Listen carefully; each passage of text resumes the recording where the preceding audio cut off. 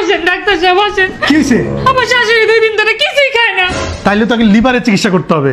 লিভারের চিকিৎসা করতে হবে? হ্যাঁ। কোন লিভার ফিভারের চিকিৎসা হবে না, আগে আমার শাশুড়ির চিকিৎসা হবে, তারপর আপনি বাইরে যাবেন লিভারের চিকিৎসা করতে। আরে লিভার তো কোনো মানুষ না, লিভার তার পেটে। লিভার কোনো মানুষ না? লিভার তার পেটে? হ্যাঁ। ইয়া আল্লাহ, মাত্র 2 মিনিটের লেগে আমি ভাতের মার গালাইতে গেছি আর আম্মা ইন্দা লিভার খাইছে। আল্লাহ, আরে খায় না, আগের থেকে লিভার আসিল পেটে। লিভার আগে থেকে পেটে ছিল? হ্যাঁ। এই লেগে তো কই বুড়ির আমি এত মজা মজা রান্না করে দেই, খালি করে লবণ হইছে না, তেল হইছে না, বুড়ি যে পেট ভর্তি করে লিভার খাই রাখছে, এটা তো আমার কাছে কইছে না। আরে আরে লিভার তো আল্লাহই দিছে। আল্লাহ দিছে? হ্যাঁ। আল্লাহ আমারে লিভার দিছে? হ্যাঁ।